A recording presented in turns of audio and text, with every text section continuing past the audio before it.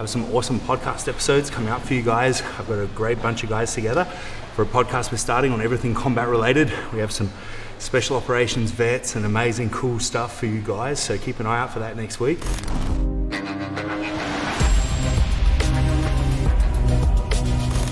Hey fellas, what's up? How are you going today? Good, man. Good. Awesome. Making bites. Alright, take 2 of this podcast. I have to apologise for what happened last time.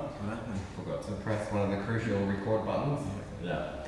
Alright. Thanks for airing our dirty laundry. Now everyone, their first impression of this podcast is that we screwed up the first podcast and this is now take 2. Yeah. But new and improved. Of course. I like it. Extreme ownership is this extreme ownership. Yeah, of course. Yeah. I'll hand over someone else.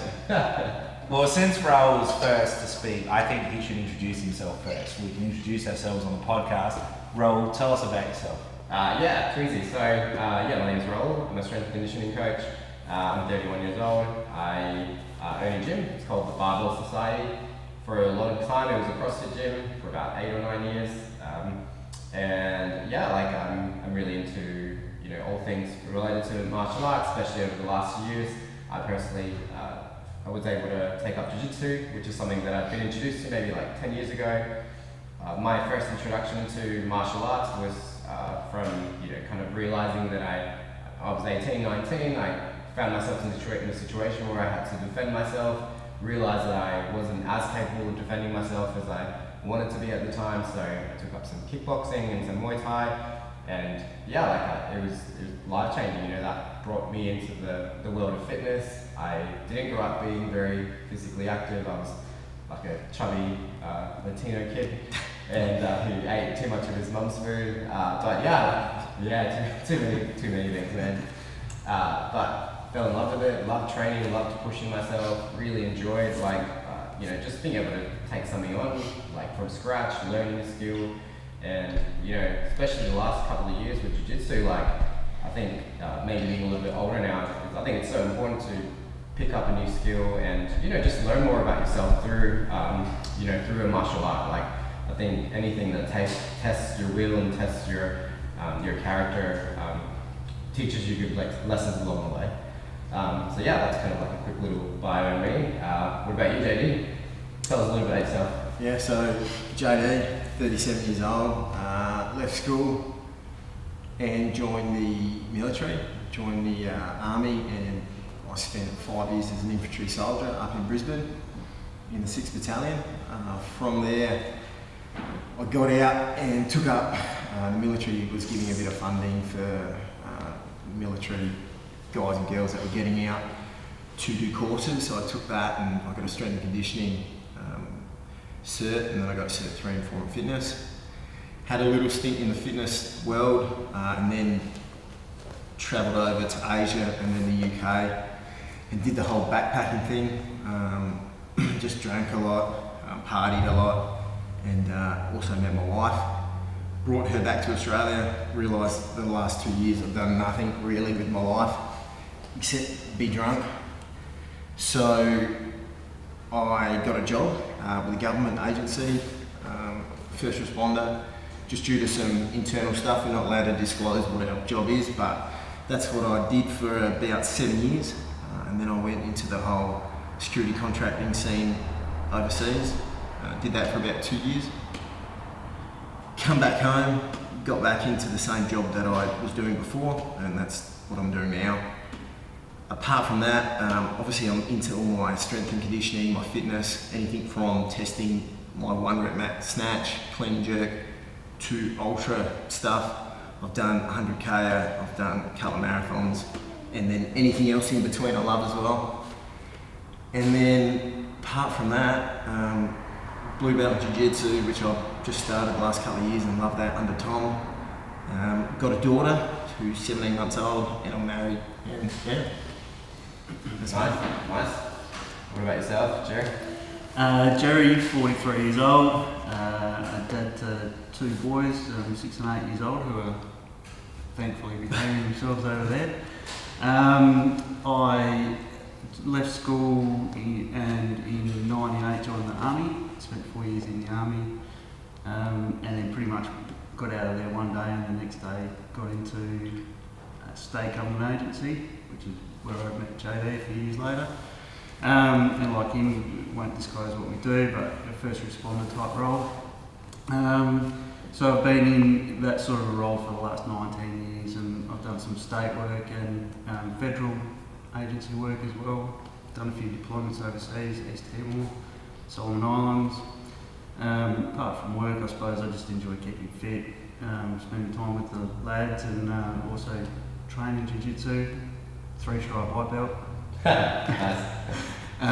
Very much a beginner, very much spending time, a lot of time on my back, on the bottom, so I control them out. But enjoy it. What rank are you roll in BJJ? I'm a white belt, striped or not? Kane doesn't do stripes. Oh. So I have no idea. So, I mean, Jared, you kind of got that over here. I mean, 3 stripes, that's like sergeant stripes. He goes right, Right? He does. We've wrestled him, actually, you and me. You're very strong, I would say. Yeah, wombat like. Yeah, he would be very strong. That's what you said last time. The first time I've been described as that, JD. Yeah. Likes an armbar though. Pardon? Likes an armbar. Yeah. What about yourself, Tom? Tell us about JD is a jiu-jitsu coach, so I suppose jiu-jitsu coach is like my full-time role. I own the gym we're in right now. I have several jiu-jitsu, employment avenues that are part of my life. One of which is this YouTube channel. And for me, I like to fill my day with, like, at the moment, my kids are on school holidays, so I spend half of my time with my kids and half with their mother. And then I do a lot of shooting. For me, it's not part of my job, it's something I compete in, it's just fun, I just enjoy shooting. Maybe too much time in Texas or something, I guess. And so between jiu-jitsu and lifting weights and shooting guns and, having the occasional beer, I feel JD is talking about, like, all I did was drink, and then I'm like I'm drinking a beer on camera, feeling like a total alky. I mean, I'll be having a workout after this, but Drunk. yeah, that's it. But just enjoying my life and just doing things I find fun. I mean, the things I find fun happen to be wrestling and teaching people and shooting guns and stuff like that. So, I mean, it's pretty basic, but it's a good life. And I guess that's why we're all here. It's a hard life. Someone's going to live it. Someone's going to do it. Someone's going to do it. But I guess we've got this Combat Ready podcast, and this has been a passion project of us and Maddie, who's not here, who the audience will meet in due time. But we've all got sort of diverse backgrounds, and I wanted to ask you guys what this Combat Ready podcast kind of means to you guys. Like, what are you looking to get out of this podcast? What do you want our listeners getting from this Combat Ready podcast? I suppose just from my perspective, just the different elements of it, and not getting too focused on one side, and just exploring them all, if that's what you want to get into. Like, really have a look at it as a 360. I think we've spoken about this a few times, but JD said this before. I think there's a lot of stories kind of within this sort of world that I think a lot of us are really keen to kind of break down and get into. And there's so many people in these sort of roles that have led pretty interesting lives. In really dangerous situations where a lot of the times they're doing like a pretty altruistic thing, like risking their own lives for the lives of others. So I'm really interested in kind of digging into those stories, and I think trying to highlight them and show them out to the world. Yeah. I think, like, for me as well, when you say combat ready, I think there's a big, and I think you would agree with this as well, there's a big potential. There's a lot of people that like to enjoy all the different avenues of combat, and I think there's a big crowd that want to hear from different perspectives of combat to understand it a lot better. I think, getting someone that is an SF soldier on the battlefield and also getting in that elite level black belt jiu-jitsu competitor, that professional shooter, all those different elements of what you would, I suppose, would be the pinnacle for a perfect combat soldier. Yeah. I mean, we're lucky that just within our little group here, that from shooting or to wrestling people in pajamas, we've got like quite a few of those avenues covered. But we've got some killer guests lined up. I mean, we're not going to sort of reveal them ahead of time, but we've got some killer guests lined up over these next couple of months that I think are going to bring a lot of stories. I mean, although you don't know it now, a lot of you guys, I know some of the stories, and I don't know some of the stories that you guys have that are going to make for amazing podcasts. I mean, we're talking about some topics we're going to be covering, everything ranging from PTSD, from combat to home defense, to all these different things. But we've got a lot of awesome topics lined up. So the concept of today was an introductory episode for all of us, and to let listeners know who we are. But I'm excited to get stuck in. I want to hear what you guys, these listeners don't know you yet, but I know you a little bit better. And I'm really excited to see what you guys and our guests have to say on these topics, because this stuff is fun for me to listen to and talk about. And I know there's a lot of things that I can learn from you individuals, from conditioning to nutrition to shooting even. And I'm keen to get stuck in. And so I think we'll probably try to wrap up today's little introductory session, and let's get stuck into our first topic. And you guys can listen to the second podcast, and let's get stuck into some topics, fellas. Cool, let's do it. Sounds good.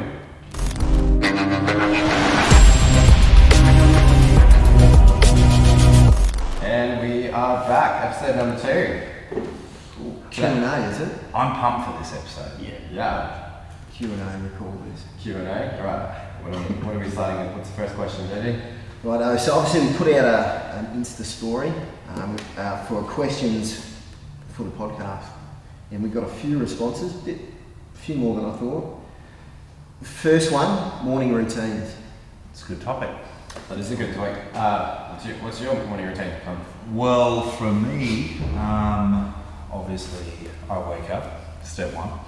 But I don't know.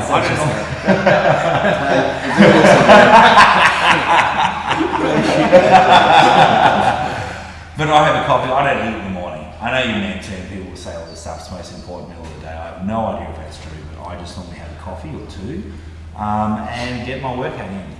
For me, I love rolling in jiu-jitsu later in the day, but I just get my workout in. So what time do you get up? It depends, but normally my body clock wakes me up at 6:30. I'd spent time doing 4 a.m. workouts, and then I got to a point in my life where I was then sleeping during the day because of that, and I was like, let me just sleep at 6:30. Yeah. So I do my weights workout, then I'll do my study stuff, and then I'm always teaching, in the afternoon and night. So I'll normally do a weights workout and maybe some shooting in the morning before anyone gets to the range. So that's me. What about you? I coach in the mornings, so I get up probably really early, like 4:30 Monday to Friday. I go coach. After that, I don't like eating in the morning either. I probably like eating a bit later, probably around 11 o'clock. Actually, just recently I heard that there's, it makes sense. Do you guys like eating in the morning or not? No. If I'm gonna work out, no. Yeah. So I just read this kind of conspiracy theory about how breakfast has just kind of been pushed by cereal companies as that's why it's meant to be the most important meal of the day and that sort of stuff. And I'm like, yeah, that makes sense. I know so many people that don't actually feel or like eating that earlier. Yeah. Do you guys feel sick in the morning? I feel sick. If I don't have an appetite in the morning. I ate eggs this morning, and I was only eating it because my girlfriend was eating it, my kids were eating it. I didn't really want eggs, but I ate it because I'm meant to.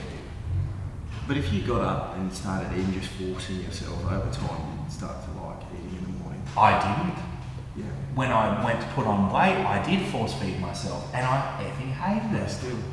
It was gross. I just couldn't do it. I could do it, but it made me feel sick. Well, I think it's one of those things. Did you throw up? I have thrown up probably 100 times in the morning from force eating breakfast. Yes. Damn. I think it's one of those things where you have to kind of listen to your. I think your body tells you a lot of things that you need to become intuitive about, and you need to learn to listen to those things. If you kind of feel like you shouldn't be eating in the morning, maybe pay attention to that. And I think a lot of people will try and force habits or things like that maybe they've just learned from other people. Listening to your body and what it needs is probably the best way to do it, I think. Yeah. And over time, you'll get an understanding of that as well. Yeah. What's your routine like, Jerome?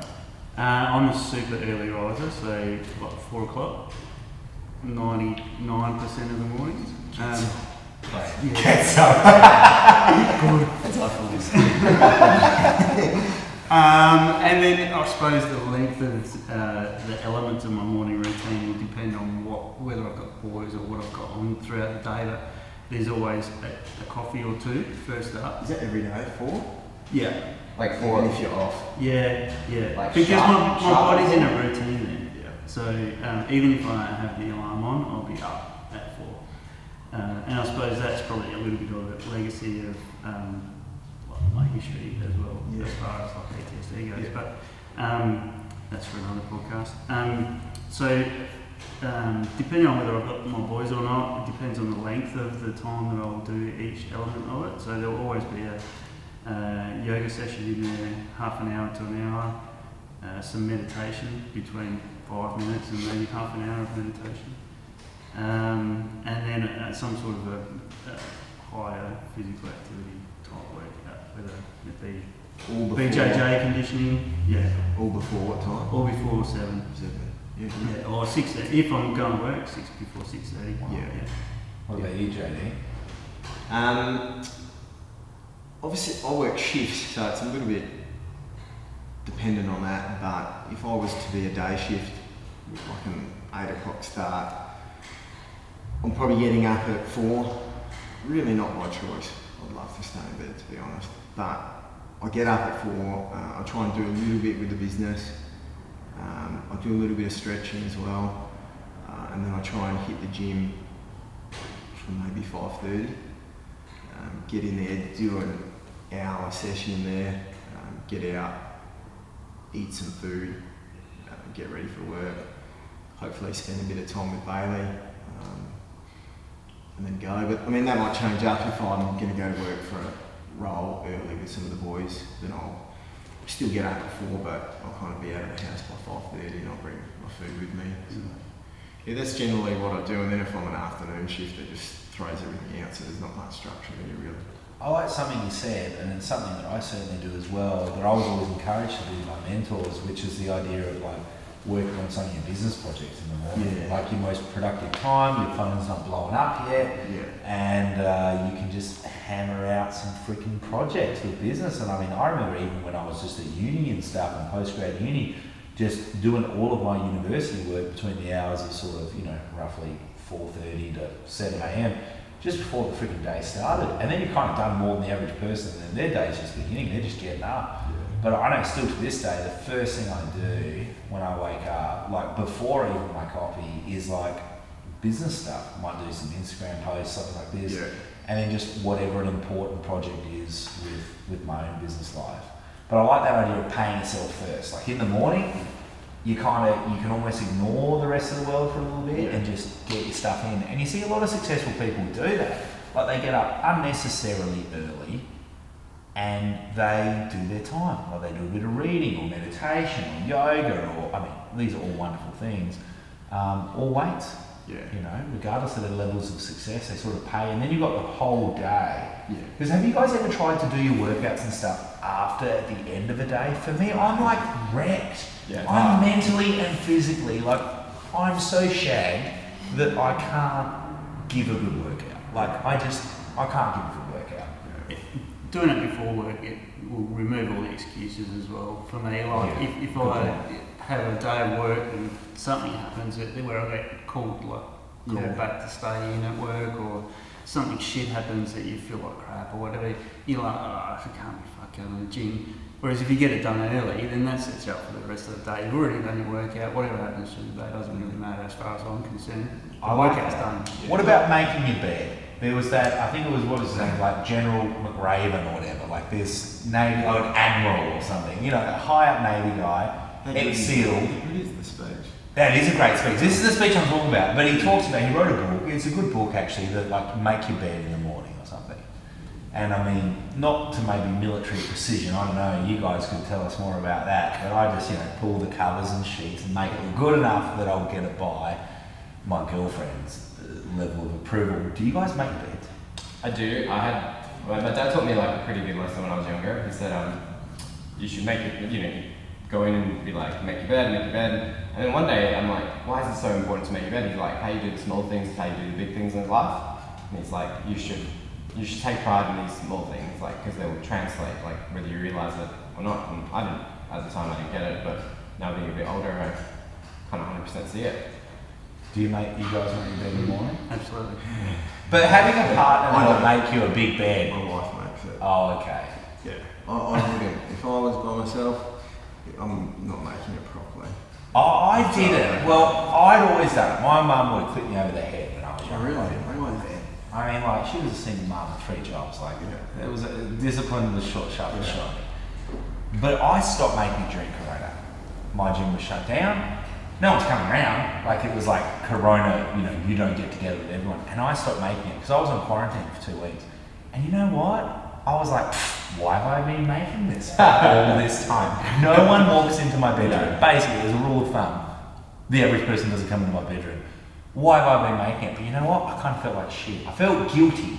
Like, I felt like probably how I'd feel if I stole something from the shops and got away with it. Like, I know I could, but I feel like shit. That's how I felt. How's that, Tom? I reckon you're sleeping on the couch. Well, hold on. Don't judge me by this. I right now do have a fold-out futon bed in one of my TV areas because you sit a 6'4" body on a couch. It's not fucking comfortable. I'm not having a go at you. I'm a bit defensive over my full-time fold-out futon, but it does kind of look like I'm like this homeless. It's a bit of a bachelor pad situation. It's good. Yeah. And what else? Morning routines. Do you guys all drink coffee? Oh, sorry. Oh, sorry. Do you think that like it's necessary to get up super early? Would you, you know? I wouldn't say 4 o'clock's necessary to get up, Yeah. but for me it's important to get up and get that stuff done. Yeah. And what happens if you don't do it? I'm probably better now than what I used to be. Yeah. Now I can just pick up the slack throughout the rest of the day, but even 6 months ago it'd probably really irk me for the rest of the day. And obviously discipline is super important for you, Yeah. what you're going through, and that obviously helps you during the day. Yeah. I know if I don't get in a workout in the morning, it's not a good day. Look out. You get grumpy? Yeah, get grumpy. And then especially I can do it at work though. I can train at work, but then if I don't get to train there, it's not good. Well, a few things have not worked out. I'm going to be a bit annoyed tonight. A few things have not worked out for you if you don't get to train each day. So it's not necessarily a great day anyway. Yeah, but most of the time I get it in. 99% of the time I get it in. But yeah, I also don't think you need to get up at 4. I think it's a personal preference. Yeah. I just like to have a little bit more time with Bailey and Ash. Oh yeah, I as can well. understand that. It helps a little bit because if I've got to go home and do all that stuff after, it's just a nightmare. So yeah, get What up. about night? I mean, we're all getting up at different times. What time do you guys actually go to bed? Like, when you're asleep? What time do you guys fall asleep? 10:30. Okay. 10:30, yeah. 10's probably Yeah. late. I feel like a rebel or something. Like, I feel guilty if I'm going to bed this side of midnight. Like, I mean, how many hours of sleep? You guys are getting a full hour. After midnight. Yeah, I mean, What are you that's doing? still the day. What are you doing? I think 10 o'clock's late. Wow. JD's showing If his I'm in bed age. by 10, I'm like, fuck, I'm not getting much sleep. Yeah, but I'm getting up at 6:30. Yeah. So I don't feel I need more than 6 odd hours of Yeah. sleep. Yeah. I'm not one of those guys that's, I need my 8 hours. Yeah. If I get 8 hours sleep, I feel like shit. Like, I feel lethargic. Yeah. Yeah, Too much sleep. Well, yeah, for me, I mean, it's too much more than I used to. I was raised a lot by my grandma, and she's like, Tom, I'm like 90 years old, and I've only ever got 3 or 4 hours sleep every night. It's all you need. Stop wasting your life sleeping. So maybe that affected me. But I feel like I'm giving up on the day. I'm like, I do all this shit during the day. Now I'm going to go to sleep at 9:30 or 10. Yeah. It's like I'm wasting. I could stay up for 2 hours. I could read. I could, Yeah. watch Netflix or something. Well, what do you think I'm doing? It's not like I'm up, writing business plans for 2 hours every night. You're just catching up on, yeah. I think it's important, like, having that time for yourself to just, I think all of us are probably very, like, goal orientated. I think it's important to also just give yourself that time to, like, I do that as well. I can get to bed at like 10 and I'm like, I want to, like, think about nothing for like half an hour at least, like, just put some Netflix on or whatever. Yeah. if I wanted to, I could just sit in front of the TV for 3 weeks Really? and just eat. Yeah, I could easily do that. Well, when we had the quarantine, I got to do that for 2 weeks, but by the end of 2 weeks, I'm like, I can't do this. I watched Game of Thrones. Everyone used to talk about that show, and I'm not really into a lot of TV, but I binge watched like however many seasons, 6 or something seasons, and in 2 weeks. But by the end of it, I'm like, I can't sit down and watch TV anymore. Well, when I was contracting, we had a room to ourselves, and it had your shower and everything in it. It was like a big room with TV, Wi-Fi, everything. But apart from doing a job which might only be for an hour a day, and then going to the gym for an hour a day, the rest of the time you're in your room, just sitting there watching. Really? Yeah. But could you get called out at any stage to do a job though? Like, was it a matter of that you need to rest so that? No, it depends. Like a job might come in a little bit later and we'll take it. But apart from that, like you're not going for a walk down the street. Yeah. So you're stuck to your compound. And Yeah. there's not much outside space. Yeah. The roof you've got for a bit of a tan ops. Well, I suppose we were similar though in Solly's. Yeah. When I was there, and but that was more of that we were on call 24/7, so you sort of had to be well rested all the time. And that's like when coronavirus hit and people were staying home for 2 weeks. I was like, Yeah. I've got a gym in my house. That's pretty much all I do anyway. I could have stayed in there forever. Yeah. People whinging. Yeah, I was like, Do you guys do a morning jiu-jitsu class? Yeah, I don't teach the 5:30 a.m. class here anymore personally, like just because it's a bit too early if I've got my kids to get them up. But I do like a 9:30 class on a Tuesday and an 8:30 a.m. class on a Saturday. But that's it. They're not very populated. If there's 12 people at that class, there'll be 40 people at the night class. So Yeah. I don't like rolling in the morning either. Like jiu-jitsu, I personally don't like rolling in the morning. I feel I need to wait till the afternoon, even wake up. yeah. I don't feel I roll well in the morning. The body's a bit tight. The morning class here gets busy. I mean it's good. I mean, but I guess I'm not for jiu-jitsu. I'm an evening guy. Yeah. Always have been, always will be. What about like 11ish? Is that still a bit too early to run? I'm like 6 p.m. Yeah, right. No, my body doesn't. I feel like I need to physically warm up like a car. You know, you got to get it to operating temperature. I feel I need It's a long idle time. Yeah, that's it. He's got a lot of injuries. Yeah, okay. Yeah, hold on. And you know, to be fair, most of my injuries don't come from jiu-jitsu. They come from motorbikes and dumb shit as a kid. Like I used to routinely just jump off my roof onto grass most of the time. But just as a thing. Don't say that too loud, mate. Our kids are going to have to say Mate, he's the biggest fucking madman you'll ever meet in your life. I can't turn my back on him. Yeah, well, the apple doesn't fall far from the tree, big fella. You're You're at least 50% to blame. What are you going to do when they're better than you at jiu-jitsu? Well, they already are, mate. Go to your room.